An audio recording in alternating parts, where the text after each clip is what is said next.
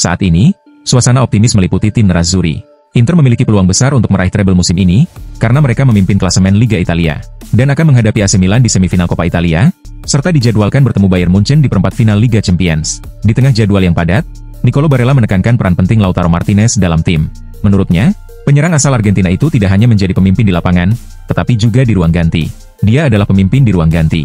Lautaro sudah lama berada di sini, dan memahami arti kemenangan serta cara mewakili Inter. Dia menjadi acuan utama bagi kami semua, kata Barella. Barella juga meyakini bahwa pengalaman internasional Lautaro membuatnya semakin penting bagi Inter. Dengan banyaknya laga besar yang telah ia hadapi, Martinez dianggap sebagai sosok yang dapat membawa Inter meraih kesuksesan. Spekulasi mengenai masa depan Virgil van Dijk semakin berkembang, dengan Liverpool berusaha memperpanjang kontraknya, sementara sang bek sendiri belum memastikan apakah akan bertahan.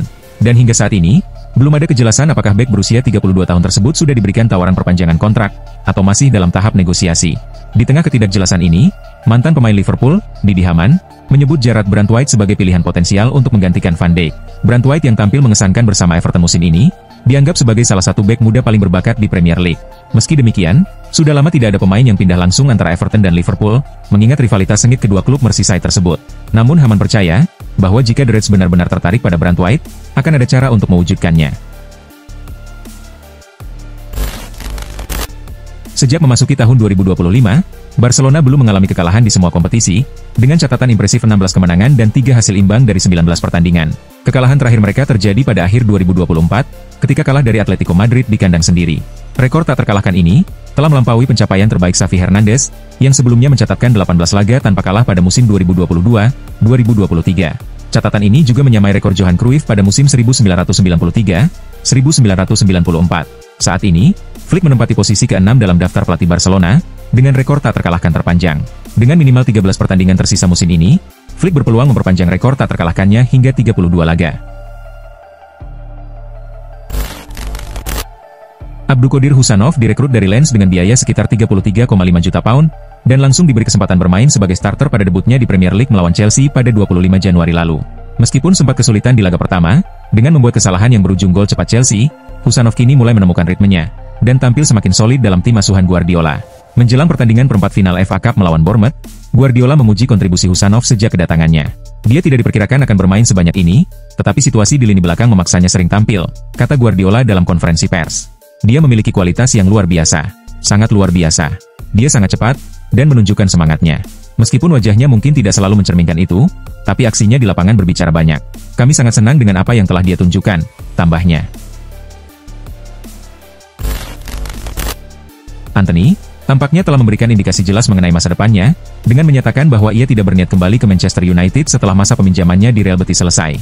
Pemain asal Brasil tersebut bergabung dengan klub La Liga itu pada Januari, dan telah menunjukkan performa impresif.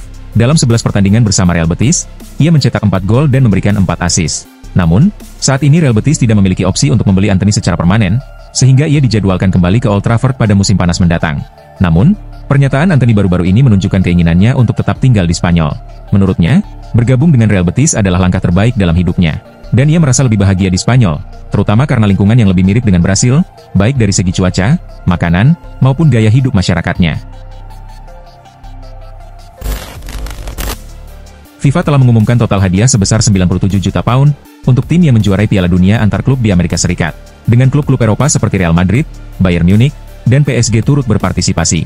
City berhasil lolos ke turnamen ini setelah menjuarai Liga Champions 2023. Namun, Guardiola merasa performa tim musim ini tidak cukup memadai untuk meraih bonus tambahan jika klub menjuarai turnamen ini. Dalam konferensi pers, Guardiola dengan tegas menolak pendapat bahwa pemain dan staf City berhak menerima bagian dari hadiah besar tersebut. Kami tidak pantas menerima bonus musim ini, kata Guardiola. Hadiah itu untuk klub, manajer, staf, dan pemain tidak berhak mendapatkan apapun, bahkan bukan sebuah jam tangan. Seperti yang telah diketahui, musim ini Manchester City sudah tersingkir dari Liga Champions. Di Premier League, mereka masih berada di peringkat kelima, dan harus berjuang keras untuk memastikan tiket ke Liga Champions musim depan. Selama jeda internasional, Enzo Maresca terus bekerja dengan pemain-pemain yang tidak dipanggil ke tim nasional masing-masing, dengan mengadakan pertandingan bersama tim U21 Chelsea. Beberapa nama seperti Jadon Sancho, Christopher Nkunku, Romeo Lavia, Benoit Badiashile, Tosin Adarabioyo, dan Malo Gusto, termasuk di antara pemain yang tetap berada di klub. Meskipun identitas pasti para peserta laga internal tersebut tidak diketahui, laporan dari Chelsea Sport menyebutkan bahwa tim gabungan U21 dan U16 berhasil mengalahkan para pemain senior dengan skor 3-0. Namun, pertandingan ini lebih bersifat sebagai sesi latihan, yang beberapa kali dihentikan atas instruksi pelatih. Meski demikian, Maresca dikabarkan kecewa dengan hasil tersebut, dan segera membatalkan libur pemain utama sebagai langkah tegas, yang dianggap sebagai peringatan, agar mereka menunjukkan performa terbaik sepanjang sisa musim ini. Paris Saint-Germain sempat mengincar Dean Huijsen pada musim panas lalu, sebagai bagian dari perombakan lini pertahanan mereka. Bek tengah asal Spanyol yang tampil mengesankan itu, dianggap sebagai target yang potensial untuk memperkuat skuad PSG. Namun, meskipun minat kuat dari klub Prancis tersebut, Huijsen akhirnya memutuskan untuk bergabung dengan Bournemouth. Kini, PSG kembali mempertimbangkan untuk merekrut pemain berusia 19 tahun tersebut, terutama setelah penampilannya yang terus berkembang di Inggris. Meski demikian, langkah PSG untuk merekrut Huijsen tidak akan mudah, karena mereka harus bersaing ketat dengan sejumlah klub besar Eropa, yang juga tertarik untuk mendapatkan jasanya. Berdasarkan laporan terbaru, klub-klub seperti Manchester United, Chelsea, Tottenham, Bayern Munchen, Real Madrid, dan Barcelona, juga dilaporkan tengah memantau perkembangan Huijsen dengan seksama. Bayern Munich menerima kabar buruk, setelah Alphonso Davies bermain untuk timnas Kanada di CONCACAF Nations League. Pemain berusia 24 tahun itu pulang dengan cedera ligamen lutut, setelah mengalahkan Amerika Serikat. Cedera tersebut memaksanya untuk menjalani operasi, dan diperkirakan akan absen antara 6 hingga 9 bulan. Akibatnya, Davies harus mengakhiri musim lebih cepat, dan melewatkan Piala Dunia antar klub. Cedera ini jelas merugikan Bayern, yang sangat bergantung pada Davies. Terlebih lagi, cedera ACL seperti ini, mengharuskan pemain menjalani pemulihan yang tidak cepat, baik fisik maupun mental. Bayern pun sangat marah dengan timnas Kanada, yang dianggap gagal menjaga kondisi fisik Davies dengan baik. Pihak Bayern pun meminta penyelidikan menyeluruh dari timnas Kanada terkait cedera ini, dan akan mempertimbangkan untuk mengajukan tuntutan hukum. Setelah menjalani proses rehabilitasi selama beberapa bulan, Saka kini hampir siap untuk kembali bermain. Diperkirakan ia dapat tampil dalam pertandingan melawan Fulham minggu depan. Dan jika semuanya berjalan lancar, ia kemungkinan besar akan masuk dalam skuad Arsenal untuk menghadapi Real Madrid pada hari Selasa. Kehilangan Saka sempat menjadi tantangan besar bagi Arsenal, mengingat kontribusinya yang sangat penting dalam lini serang. Namun di balik kesulitan tersebut, situasi ini membuka kesempatan bagi Ethan Nwaneri untuk menunjukkan kemampuannya. Nwaneri, yang baru berusia 18 tahun pada awal bulan ini, sebenarnya adalah seorang gelandang tengah. Selama Saka absen, Arteta menempatkannya di posisi winger kanan, dan hasilnya sangat memuaskan. Kondisi ini akan membuat Mikel Arteta menghadapi dilema dalam memilih pemain di posisi sayap. Dalam beberapa hari terakhir, berbagai sumber menyatakan bahwa Christian Romero siap meninggalkan Tottenham di musim panas ini untuk bermain di Liga Champions. Di sisi lain, beberapa media melaporkan bahwa Spurs akan melepas Romero jika ia tidak menandatangani kontrak baru sebelum musim ini berakhir. Berdasarkan laporan terbaru dari Give Me Sport, Los Rojiblancos telah menunjukkan minat serius untuk merekrut bek 26 tahun tersebut dan pindah ke Metropolitano menjadi peluang nyata bagi Romero. Selain itu, meski sebelumnya Tottenham mematok harga 60 juta pound sterling untuknya, kini mereka siap menjual wakil kapten mereka dengan harga lebih rendah. Laporan yang sama juga mengungkapkan bahwa Spurs telah menemukan calon pengganti potensial menjelang musim panas, dengan Marc Guehi dianggap sebagai pilihan ideal untuk menggantikan Romero. Manchester United tengah mempersiapkan diri untuk melakukan langkah besar di bursa transfer musim panas ini, dengan merekrut Victor Osimhen. Salah satu pemain yang bisa menjadi kunci dalam negosiasi tersebut adalah Alejandro Garnacho, yang saat ini menjadi salah satu talenta muda yang menjanjikan di skuad Setan Merah. Napoli, yang sebelumnya menunjukkan minat terhadap Garnacho, bisa menjadi mitra potensial dalam transaksi ini. Mengingat klausul pelepasan Victor Osimhen yang mencapai 75 juta euro, Manchester United berencana untuk memasukkan Garnacho dalam paket transfer, untuk membantu menurunkan biaya yang harus mereka keluarkan. Langkah ini bisa memberikan keuntungan bagi kedua belah pihak, dengan Napoli mendapatkan pemain muda berbakat. Sementara Manchester United bisa mengamankan jasa striker top seperti Osimhen. Chelsea kini mendapatkan informasi terkait harga kiper AC Milan, Mike Maignan, menjelang bursa transfer musim panas mendatang. Klub asal London Barat itu berpotensi untuk merekrut sang pemain dengan potongan harga yang signifikan, yakni sekitar 50% dari harga semula. Sebelumnya, AC Milan dikabarkan membanderol harga Maignan sebesar 80 juta euro, yang mencerminkan nilai tinggi sang kiper. Namun situasi kini berubah, dengan Milan dilaporkan bersedia menerima hanya 40 juta euro, jika Maignan tidak menandatangani kontrak baru pada musim panas mendatang. Keadaan ini memberikan peluang besar bagi Chelsea untuk merekrut kiper internasional Prancis tersebut dengan biaya yang lebih terjangkau, mengingat performa Maignan yang konsisten di bawah mister gawang Milan. Chelsea pun bisa memanfaatkan kesempatan ini untuk memperkuat posisi penjaga gawang mereka dengan pemain berkualitas. Bruno Guimaraes menjadi kapten pertama yang membawa Newcastle United meraih trofi utama sejak era Bob Moncur, setelah memimpin timnya meraih kemenangan di final Carabao Cup melawan Liverpool bulan ini.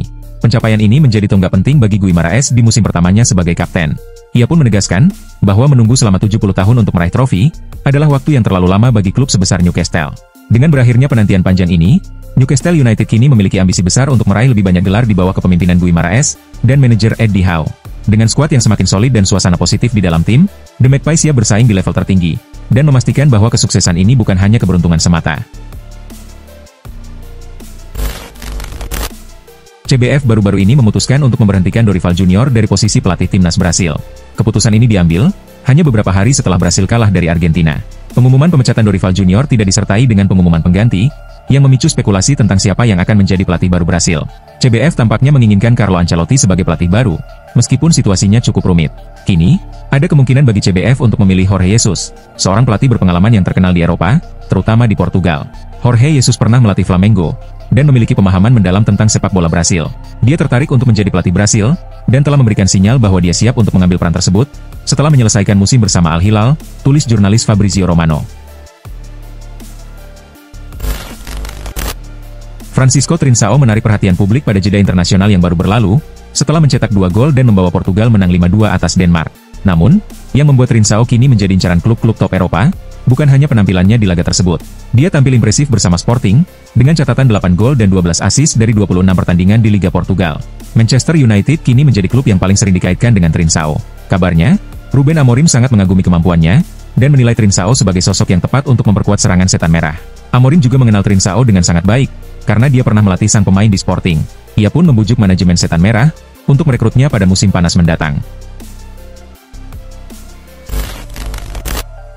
Virgil van Dijk akhir-akhir ini sering dikaitkan dengan kemungkinan meninggalkan Liverpool, dan beberapa klub dilaporkan tertarik untuk merekrutnya, termasuk Barcelona.